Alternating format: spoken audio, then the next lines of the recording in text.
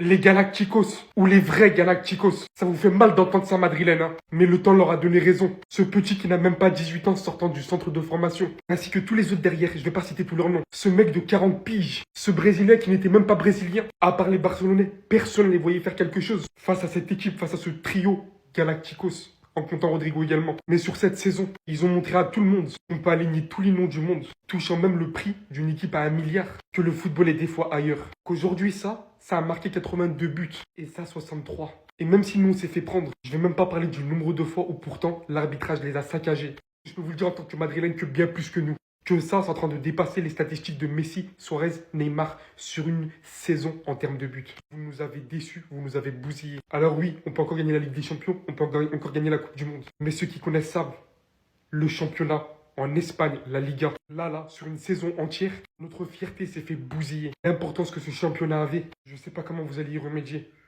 Mais là, franchement, je suis grave déçu.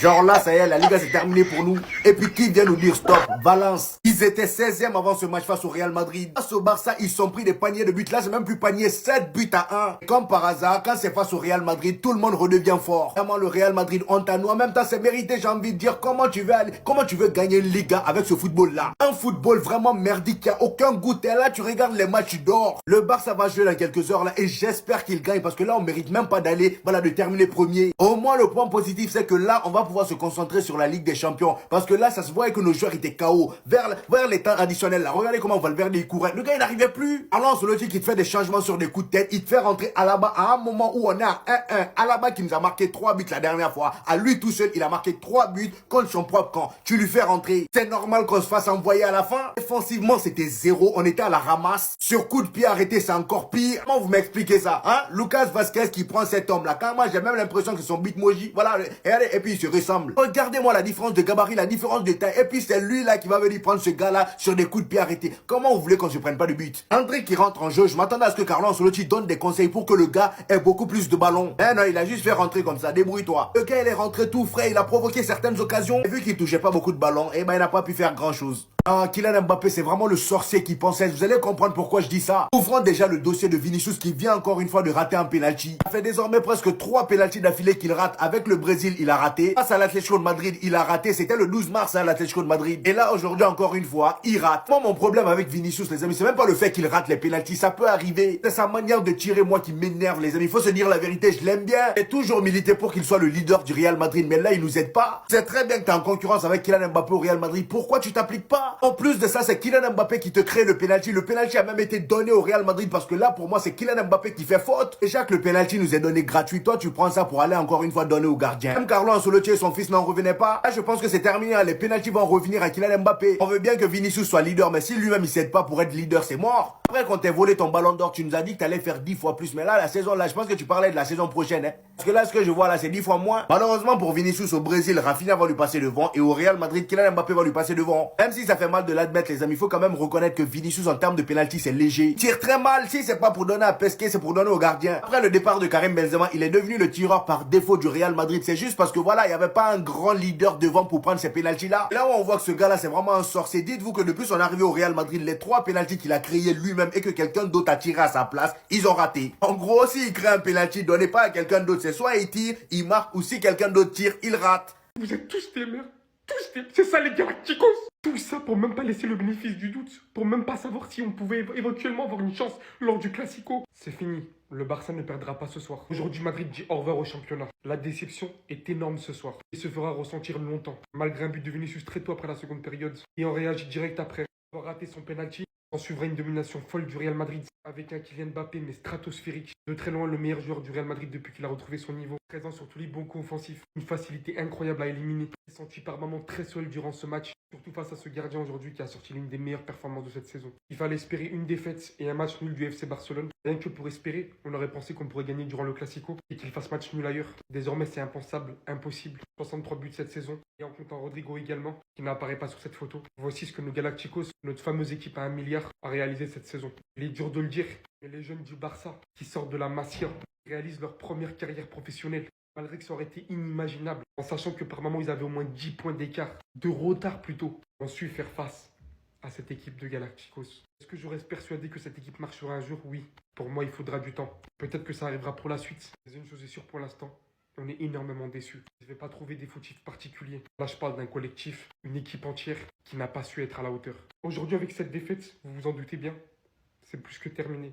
C'est le ciel qui s'écroule sur la tête du Real Madrid, les amis, puisque le Real vient de perdre très gros dans ce match contre le FC Valence. Les amis, défaite 2-1 du Real Madrid 3 jours avant la Ligue des Champions et le quart de finale contre Arsenal, et surtout quelques heures avant le match du Barça qui pourrait potentiellement prendre 6 points d'avance alors qu'il reste plus beaucoup de matchs. Le Real a peut-être perdu le titre, et surtout que le score, la physionomie du match a fait en sorte que les joueurs du Real, les joueurs majeurs, jouent encore 90 minutes alors qu'ils ont joué une prolongation il y a 4 jours contre la Real Sociedad, et alors que se profile un match contre Arsenal, on sent énormément de fatigue dans les automatismes. Et encore une fois, comme on l'a dit, qu'est-ce que c'est pauvre dans le jeu, qu'est-ce que c'est difficile dans le jeu. Et c'est vrai que malgré ça, les exploits individuels des attaquants arrivent à sauver le Real depuis le début de la saison. Mais là, Leganés la semaine dernière, tu te sauves à la fin. Sociedad, tu te sauves en prolongation. Là, contre Valence, tu n'arrives pas à te sauver sur la fin du match. Et contre des équipes qui collectivement vont être beaucoup plus fortes, ce qui va être le cas d'Arsenal, ça risque d'être beaucoup plus difficile. Très franchement, le Real Madrid, il y a de quoi s'inquiéter parce que collectivement, c'est très faible. On va en parler dans une autre vidéo. Le Real Madrid, s'ils veulent pas bousiller complètement leur saison, il faut qu'ils commencent vite à trouver un tireur de pénalty très stable. Parce que là, aujourd'hui, le pénalty raté de Vinicius dès la 15e minute de jeu qui aurait pu permettre d'ouvrir le score, est clairement le tournant du match. Mbappé fait l'action, il récupère sa faute. Derrière, c'est Vinicius qui le tire, un Vinicius qui est sur 2 pénaltys ratés d'affilée avant de frapper celui-là. Du coup, là, ça fait 3. Il est pas en confiance sur cet exercice, sachant que Mbappé et Bellingham le sont plus actuellement. Surtout que face à l'Atlético, à cause de ce pénalty manqué, le Real Madrid est passé à 2 doigts de se faire éliminer. Aujourd'hui, c'est sûrement la course au titre qui est perdue. Mais ce problème-là, on l'avait déjà vu lors du début de saison. Parce que ça se partageait les pénaltys. Mbappé aussi, à un moment, il était dans le dur, il enchaînait 2 pénaltys manqués. Et ça fait trop de pénaltys manqués pour le Real Madrid cette saison. Surtout que 2 minutes après cette action, Diakabi, il ouvre le score. Sur corner, et d'ailleurs, pour l'histoire, c'est beau que ce soit lui qui marque. Parce qu'on se rappelle, il y a 2 ans, il me semble, il y a 1 an et demi, il avait subi une grosse blessure face au Real Madrid. Aujourd'hui, c'est lui le capitaine, il ouvre le score. Il va même faire une frayeur côté Valence en envoyant son super CSC dans les cages. Et heureusement pour lui que Mbappé a été hors jeu. D'ailleurs, Mbappé, faut qu'il fasse plus d'efforts par rapport à ce positionnement. Parce qu'il est très souvent sifflé hors jeu. Même si aujourd'hui, je trouve qu'il a pas fait un mauvais match, il a été vraiment dans le mouvement, était très actif, mais il y a eu du déchet. Et le Real Madrid aussi tombé sur un énorme Mamadashvili. D'ailleurs, c'est le futur gardien de Liverpool et c'est pas pour rien. Le Real a été malchanceux. En plus de ça, à la fin du match, ils se font punir sur une tête de Hugo Duro. La Ligue 1 est très compromise. Là, ça va faire peut-être 6 points de retard sur le Barça en cas de victoire du Barça face au Betis ce soir. Et tout ça à cause d'une affaire de penalty. C'est ballot, hein. Pourtant, le Real n'a pas été mauvais aujourd'hui. We are the champions, my friend. Vous serez plus jamais premier. Eh, oubliez pas, venez faire un petit tour. On regarde tous les matchs en live. Venez, là-bas, je réponds à tout le monde. Faut que je vous le dise en quelle langue. Défaite à domicile. Est-ce que le toit a été fermé? Est-ce que les voisins ont fermé le toit? Valence, club relégable. Ils se battent pour la relégation. Score final 2-1. Dans ton texte, t'as dit, je vais faire 10 fois plus. Vini 10 fois plus Junior qui rate le penalty. Pourquoi c'est lui qui tire? Moi je m'en fous, mais c'est quoi la hiérarchie au Real? Un jour c'est Kylian qui tire, un jour c'est Vinicius. Mais les deux c'est des mauvais tireurs. Laissez ça à Bellingham en vrai. J'ai réfléchi, c'est lui le meilleur tireur du Real. Guettez juste la réaction de Carlo. Profitez de vos derniers instants avec Vinicius. Cet été c'est Vinicius Junior to Al Hilal, here we go. Dites-vous 3,70 d'expected goals pour un pauvre petit but contre 0,81 d'expected goals. Regardez la possession, 65%, 21 tirs au but, 2 tirs cadrés, 2 buts, 9 tirs cadrés. Mais Mamadashvili tout simplement, un mur. Un petit air d'Alisson face au PSG. Il a été extraordinaire jusqu'à la dernière seconde sur le sauvetage face à Rudiger. Des arrêts en veux-tu, en voilà. Je vais pas vous mentir, hein. Le Real méritait cette victoire plutôt, pardon. Mais c'est vous-même qui le dites.